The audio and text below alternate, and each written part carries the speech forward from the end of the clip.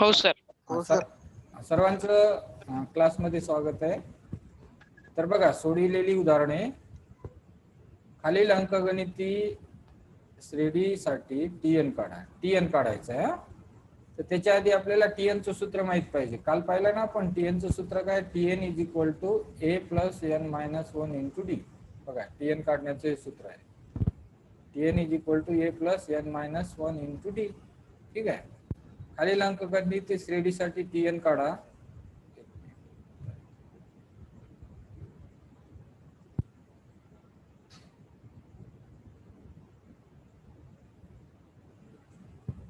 खालील अंकगणिती श्रेणीसाठी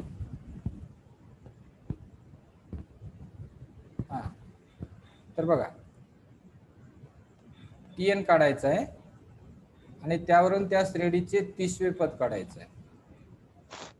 ठीक आहे. आवाज येत आहे? हो सर. तर बघा, 3, 8, 13, 18 हा अंकगणिती श्रेणी आहे. 3, 8, 13, 18. तर यामध्ये टीएन काढायचं आहे. यामध्ये काय काढायचं? टीएन काढायचं. एक मिनिट. बोलो बोलो, कोणतरी आहे बघ बरं.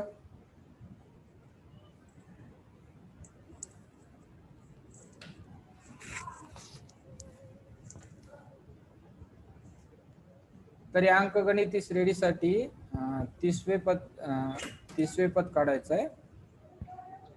दिलेली अंकगणिती श्रेणी आहे 3, 8, 13, 18. ठीक आहे. तर या ठिकाणी T1 लिहायचं. T1 बरोबर 3, T2 बरोबर किती? 8, T3 बरोबर 13 आणि T4 बरोबर 18. ठीक आहे. तर इथे डी काढायचं. डी म्हणजे साधारण फरक. तर साधारण फरक कसा काढतो आपण? तर क्रमगत पदामधील फरक काढतो, आहे की नाही? म्हणजे T2 मायनस T1. T2 किती आहे? 8 वजा T1 किती आहे? 3. मग 8 वजा 3 किती आलं? 5. तर आपल्याला त्या श्रेणीचे 30वे पद काढायचे. किती पद? 30वे. म्हणून n बरोबर 30. तर आपणास माहित आहे TN is equal to A plus N minus 1 into D. हे सूत्र माहित आहे आपल्याला. ठीक आहे. तर या ठिकाणी टीएन बरोबर ए म्हणजे पहिले पद, ए म्हणजे पहिले पद, ए म्हणजे पहिले पद बरोबर किती? 3 अधिक एन मायनस 1 इंटू डी काढला आपण. इथे D common difference. Common difference काय? 5 आहे. आवाज येत आहे रे? म्यूट करायचं ज्याचा आवाज येत आहे ते. लक्षात आलं का? हे 3 अधिक एन मायनस 1 इंटू डी काढला आपण 5. म्हणून ए बरोबर 3 आणि डी बरोबर 5 आहे. ह्या संख्या इथे लिहिल्या. म्हणून टीएन बरोबर हे 3. आता या 5 ने या कंसाला गुणायचं. 5 गुणिले एन 5n आणि 5 गुणिले 1 5 1 5. हे चिन्ह वजा. ठीक आहे. आता हे 3 आणि 5, तर इथे अधिक 3 आहे वजा 5 आहे. याच्यातला फरक लिहायचा 2चा आणि साइन मायनस. म्हणून हे 5n वजा 3. म्हणून टीएन किती आलं? 5n minus 2. इथपर्यंत लक्षात आलं का? हो सर. आता पुढे बघा. आता 30वे पद काढायचं आहे. टीएन काढला आपण. टीएन बरोबर किती आलं? 5n minus 2. आता 30वे पद म्हणजे टी आणि एनच्या ऐवजी 30. यांच्या ऐवजी काय लिहायचं? 30 लिहायचं. हे टी बरोबर टी आणि यांच्या ऐवजी काय लिहायचं? 30. कारण 30वे पद काढत आहे आपण. म्हणून इथे 5 आणि एनच्या ऐवजी काय? 30 आहे. म्हणून या यांच्या ऐवजी 30 वजा 2. म्हणून आता हा गुणाकार करायचा. बघा, इथे गुणाकार आहे, इथे वजाबाकी आहे. असं नाही करायचं. 30 मधून 2 गेले 28 राहिले. तर हे आपण बॉडमासचा यूज करत असतो इथे. बॉडमास. बॉडमास म्हणजे काय? BODMAS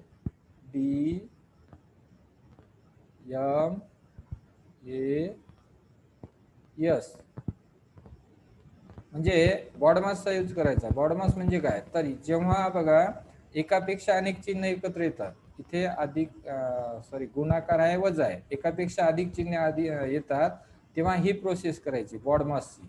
आधी ब्रॅकेट सोडवायचं. ब्रॅकेट ऑफ, आधी ब्रॅकेट, बी म्हणजे ब्रॅकेट ऑफ, त्यानंतर काय करायचं, डिव्हिजन, त्यानंतर मल्टिप्लिकेशन, त्यानंतर ऍडिशन, त्यानंतर सबट्रॅक्शन. तर आधी इथे बघा मल्टिप्लिकेशन करावं लागेल आणि मग सबट्रॅक्शन करावं लागेल. ठीक आहे. तर या बॉडमासचा यूज करायचा. बॉडमास समजलं का? कंस भागू बेव याचा हे हो करायचं, सर. आधी कंस सोडवायचा, मग भागाकार, गुणाकार, बेरीज, मग मराठीत काय लिहायचं त्याला, कंस भागू बेव. आधी कंस, भा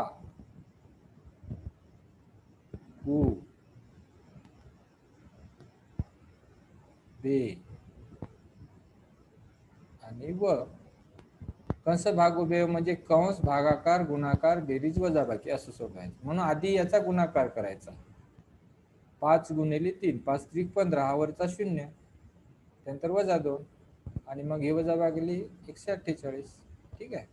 ते लक्षात समज आलं का तुमच्या? आधी आपण एनवे पद काढले, आधी एनवे पद काढले आणि एनवे पद काढल्यानंतर हे 30वे पद काढले. म्हणून या पदावलीमध्ये 30व्या ठिकाणी जसे चौथ्या ठिकाणी 18 आहे, तसं इथं 30व्या ठिकाणी 30व्या नंबरला ही संख्या असेल इथे 148. 30व्या ठिकाणी काय असेल, 148 ही संख्या असेल. लक्षात आलं का तुमच्या? 148. लक्षात आलं ना? हो सर. हा. त्यानंतर आता दुसरं एक्झाम्पल बघा इथे. आता इथे खालील अंकगणिती श्रेणीचे कितवे पद 560 आहे की नाही? 560 हे कितवं पद आहे ते बघायचं आपल्याला. हा, म्हणजे इथे 560 आहे, याचा अर्थ काय होतो की समजा हे जसं 2 आहे, 11 आहे, 20 आहे, 29 आहे, असं इथे कुठेतरी 560 आहे. हा, 560 आहे. आणि मग त्याचा क्रमांक कितवा आहे? जसं हे किती क्रमांकावर आहे? चौथ्या, हे तिसऱ्या, हे दुसऱ्या, हे पहिल्या, आहे की नाही? तसं हे 560चं क्रमांक किती आहे, म्हणजे कितव्या स्थान आहे? 30 आहे, 35 आहे, 40 आहे, त्याचा क्रमांक शोधायचा आहे. 560 कितव्या स्थानावर आहे ते शोधायचं. हे लक्षात आलं का तुमच्या? लो. हो सर. हा, दिलेल्या अंकगणित श्रेणीमध्ये बघ 2, 11, 20, 29. तर ह्यामध्ये ए बरोबर म्हणजे पहिले पद, ए बरोबर 2. आता याच्यातला कॉमन डिफरन्स 11 मधून 2 गेले, 9 राहिले, म्हणजे डी बरोबर 9 मिळालं. 20 मधून 11 गेले, 9 राहिले. ठीक आहे.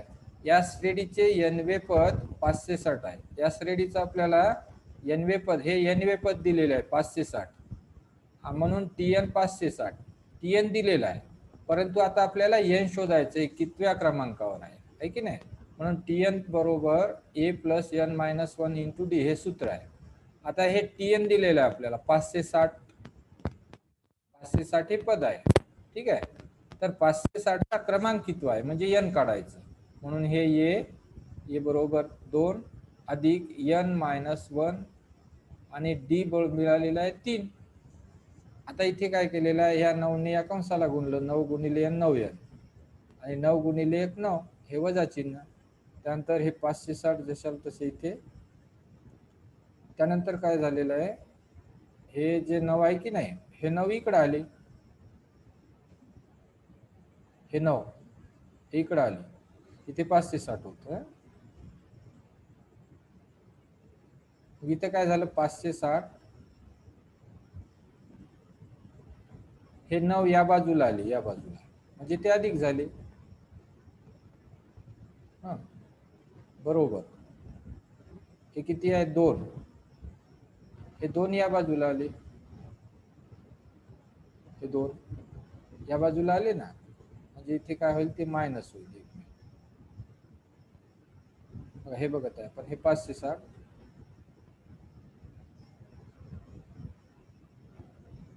हे 9 या बाजूला आले, अधिक झाले. आणि 2 जे आहे 2, हे 2 या बाजूला आले, वजा झाले. बरोबर. इकडे काय राहिलं, 9n.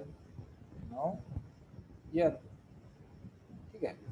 आता आता बघा हे किती झालं बघ, 560 मध्ये 9 गेले, 569, 560 अधिक 9 49, आणि त्याच्यातून 2 वजा केले, 567, हे 567 झाले.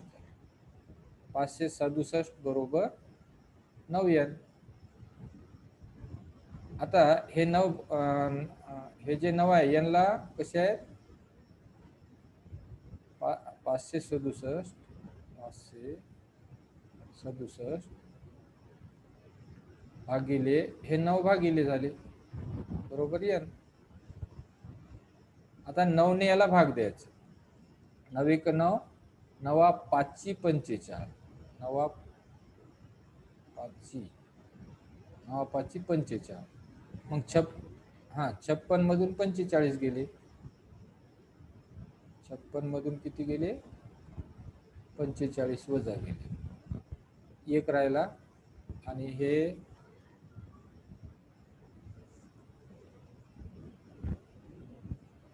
नाही 9 सकी 54, 6चा भाग झाला, 9 सकी 54, 9 सकी 54, 5 4 कोणी तर राहिलं,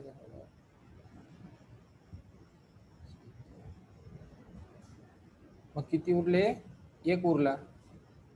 मग हा वरचा काय गेला, 7 घेतला, हा वरचा 7 घेतला ना, म्हणून इथे 1 54 म्हणजे 2 उरले, आणि हे 7 घेतला, आता 27 झाले. त्यानंतर 9 त्रिक 27, आणि 3 9 त्रिक 27, 63, म्हणून n बरोबर किती आलं, 63. म्हणजे दिलेल्या अंकगणिती श्रेणीमध्ये, दिलेल्या अंकगणिती श्रेणीचे 63वे पद हे 560 आहे. हे लक्षात आलं का? Hello hello. समजलं काय? हो सर.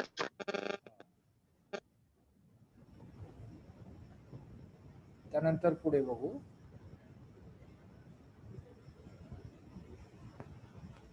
हे तिसरं उदाहरण.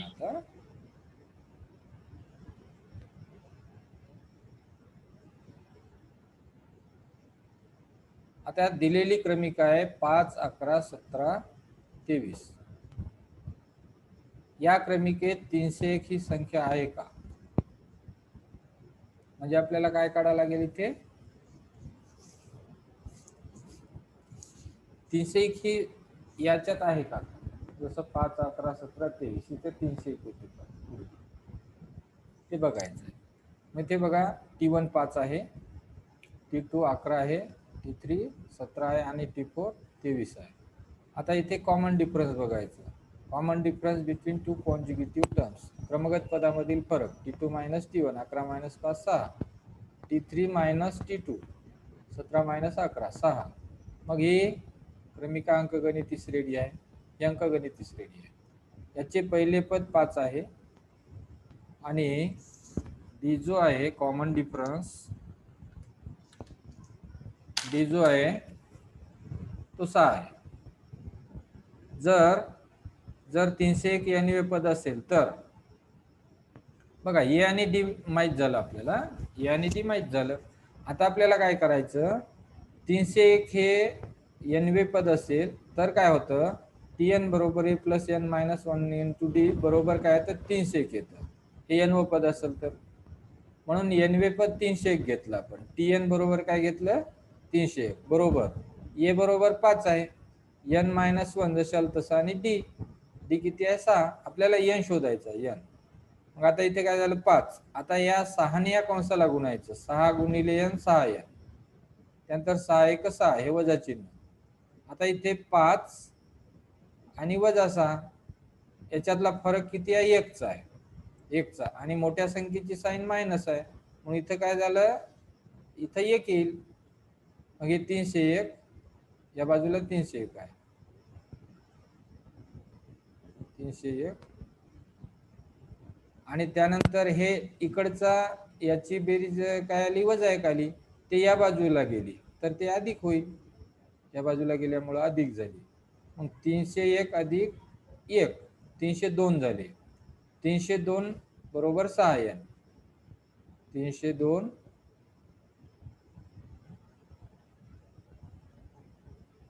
बरोबर 6n आहे की नाही.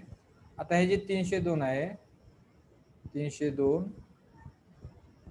आता हे 6 नाही का गुणिले आहे n ला, मग इकडे आल्यावर भागिले झाले बरोबर n. हे 6 इकडे आले भागिले झाले. आता 6 ने याला भाग द्यायचा.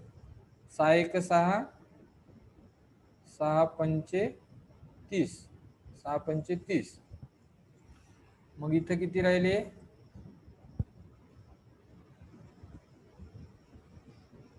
2 आहे की नाही.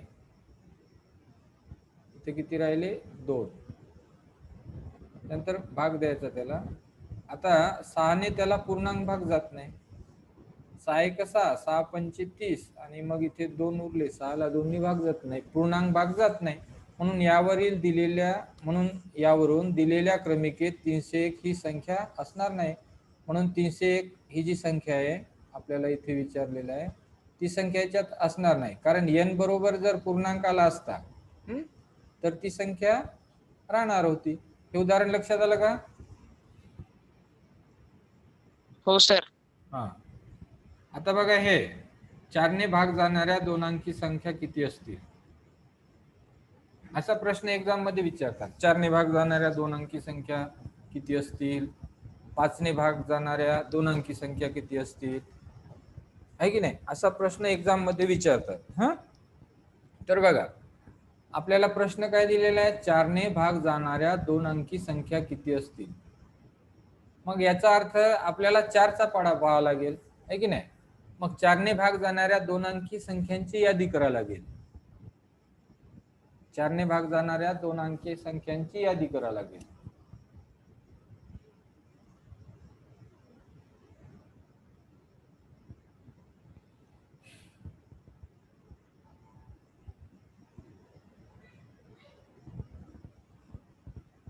इथे 4 ने भाग जाणाऱ्या संख्यांची यादी 12 का दिली इथं? बुक मध्ये 12च आहे का?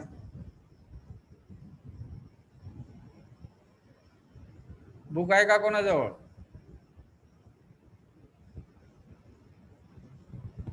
Hello,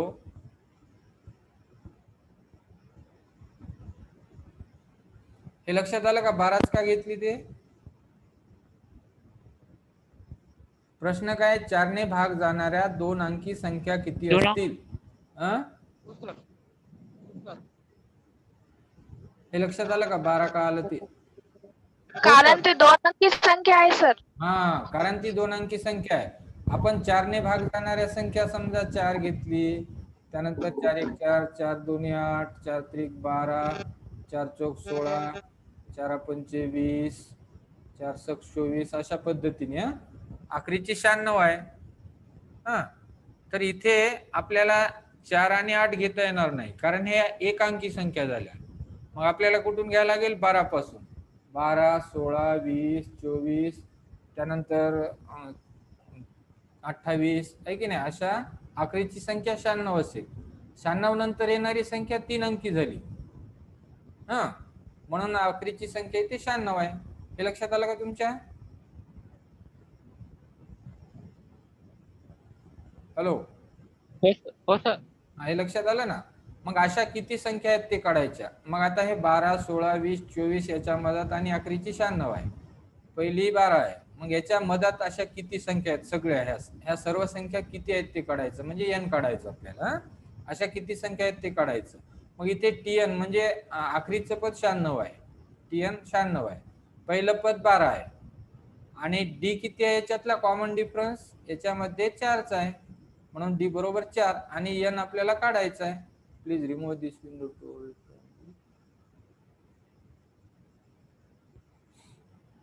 battery level. अच्छा, हे तिथं ब्लँक यायला का रे? काही स्क्रीनवर काही यायला का? हो सर. हो सर.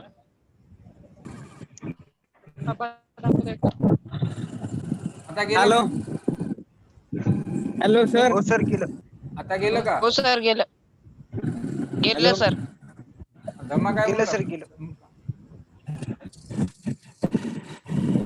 कोण बोलू लागला आता? बरं ठीक आहे. हे लक्षात आलं ना एवढं? हो सर. हा. तर इथे बघा आपल्याला TN दिलेला आहे, म्हणजे शेवटचे पद 96 आहे, पहिले पद 12 आहे आणि याच्यातला जो कॉमन डिफरन्स आहे तो 4 आहे आणि n काढायचं आपल्याला, n काढायचं या सूत्रावरून. मग आता सूत्रावरून आपल्याला माहित आहे सूत्र काय आहे की TN is equal to A plus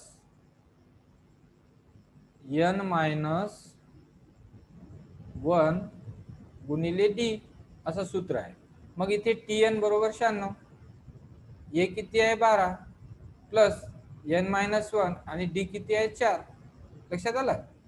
मग इथे हे 12 जशाल तसे, आता 4 ने या कंसाला गुणलं, 4 1 4, सॉरी 4 गुणिले n 4n आणि 4 1 4 इथे वजा. त्यानंतर काय केलं, हे 12 मधून 4 गेले, किती राहिले 8. हे किती झाले 8. हे 96 आहे तिकडे, 96 बरोबर हे 12, हे 4n आणि हे 12 मधून 4 गेले बघा, 8 राहिले इथे. 12 मधून 4 गेले, 8 राहिले.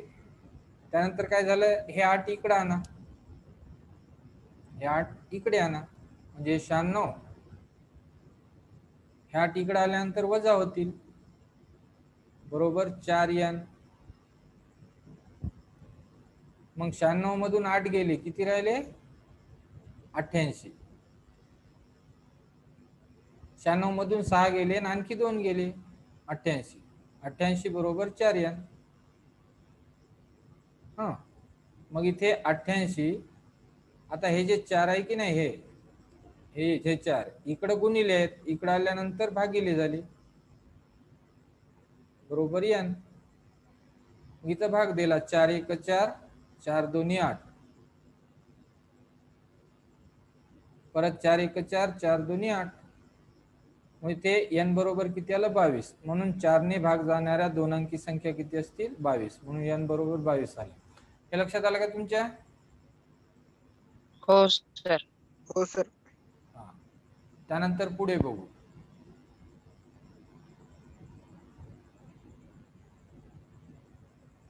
उदाहरण 5 बघा.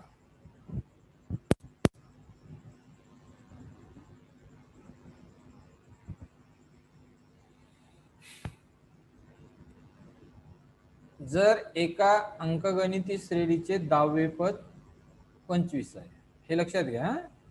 असा सुद्धा प्रश्न एक्झाम मध्ये विचारतात. ठीक आहे, एका अंकगणिती श्रेणीचे 10वे पद 25 आहे. 10वे म्हणजे TN 25, T10 म्हणजे 25, 10वे पद 25 म्हणजे T10 बरोबर 25. 10वं पद 25 आहे. ठीक आहे, आणि 18वे पद 41 आहे, म्हणजे T18. 18वं पद किती आहे 41 आहे. तर त्या श्रेणीचे 38वे पद शोधा. म्हणजे T38 किती, T38 शोधायचं आहे आपल्याला, T38 शोधायचं आहे. ठीक आहे, तर तसेच nवे पद 99 आहे, nवे पद 99 आहे, म्हणजे TN बरोबर किती आहे 99 आहे. तर यांची किंमत काढा. तर या यांची किंमत काढायची, तर n बरोबर किती काढायचं. हे प्रश्न लक्षात आला का तुमच्या? प्रश्न लक्षात आला का?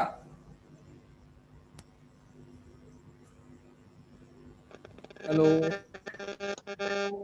हॅलो. प्रश्न समजला का? प्रश्न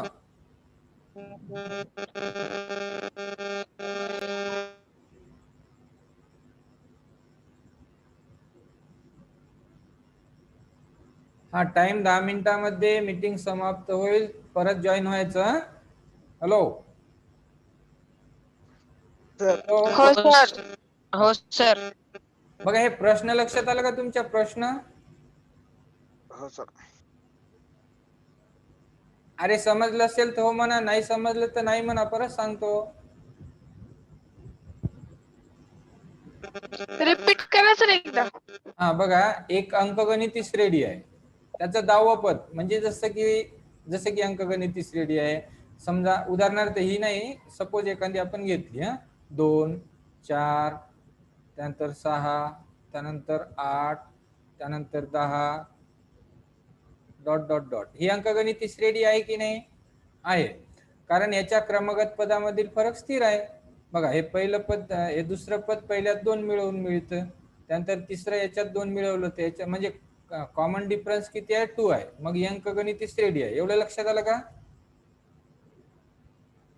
हो एवढं सर. लक्षात आलं का? हो सर. आता इथं काय हो प्रश्न सर. आहे की याचं 10वं पद 25 आहे. ही अंकगणिती श्रेणी नाही, पण उदाहरण म्हणून घेत आहे. तर 10वं पद 25 आहे, म्हणजे जसं की हे कितवं पद आहे? 5वे आहे. हे कितवे पद आहे? 5वे आहे. तसे इथे 10वे पद सपोज इथे 25 आहे असं म्हटलेलं आहे. 10वे पद 25 आहे आणि 18वे पद, याच्या पुढचं 18वं पद किती आहे? 41 आहे. इथे 41, 18वे पद 18वे पद 41 आहे. ठीक आहे. तर त्या श्रेणीचे 38वे पद, त्याच्या पुढं त्याच्या मधातलं 38वं किती? 18.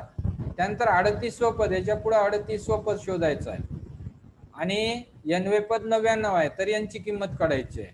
आता लक्षात आलं का उदाहरण? हो सर. तर बघा, 10वे पद म्हणजे T10, 25 आहे, T18 41 आहे, 38वं पद काढायचं आहे, nवे पद 99 आहे, यांची किंमत काढायची आहे. मग दिलेल्या अंकगणिती श्रेणीमध्ये T10, 10वे पद 25, 18वे पद 41, आपल्याला माहित आहे की Tn बरोबर a + n - 1 × d, हे सूत्र पाठ करायचं. Tn बरोबर काय असतं? a + n - 1 × d. आता n म्हणजे किती? 10, n म्हणजे 10, a अधिक n म्हणजे किती? हे n म्हणजे 10 वजा 1 आणि d, हे लक्षात आलं?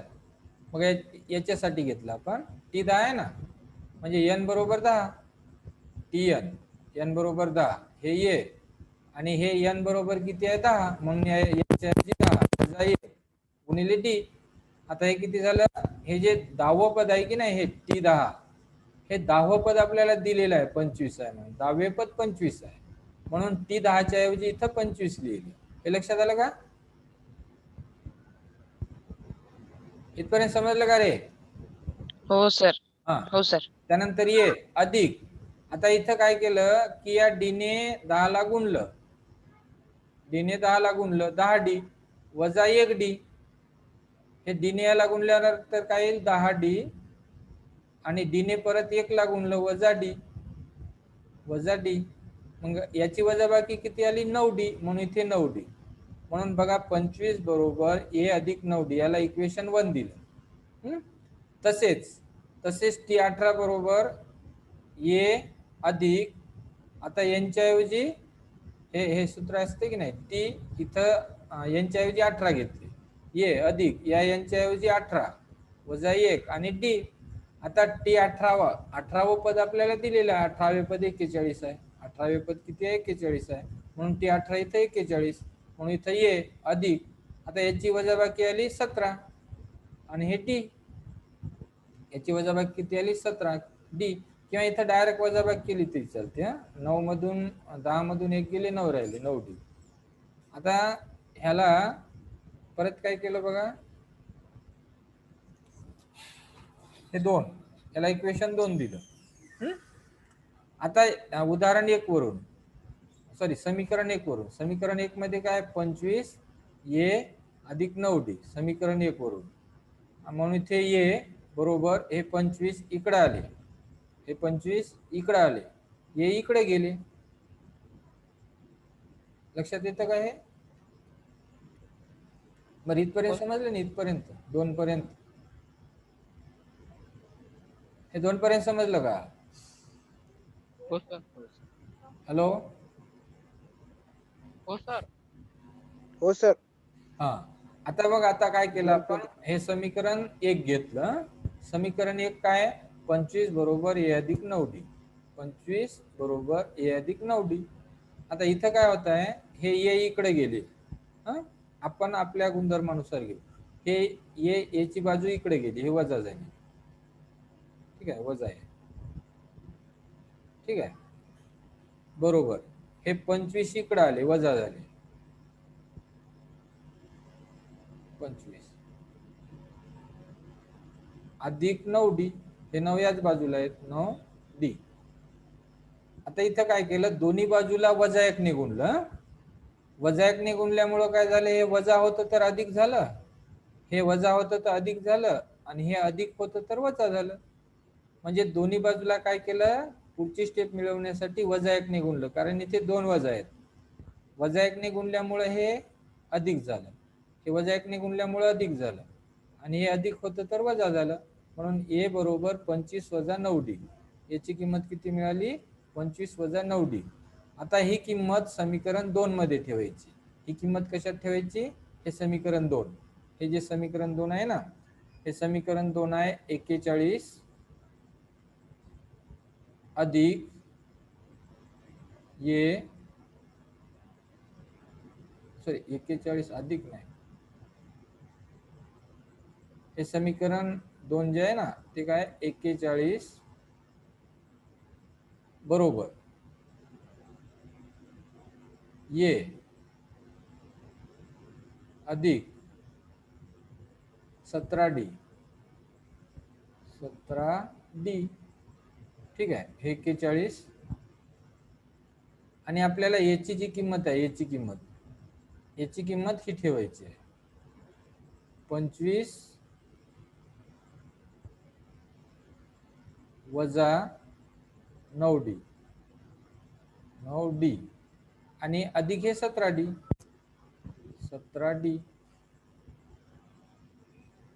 बरोबर हे 25 41.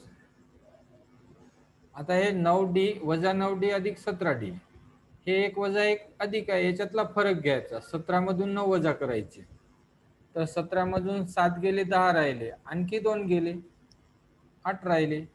मग इथे काय येईल, कोण आलं, हा, आणि आता किती आलं, हे 8d अधिक असेल हे 8d. आता हे 25 या बाजूला आणा, हे 41 आहे, 25 या बाजूला आल्यामुळे काय होईल, वजा होईल,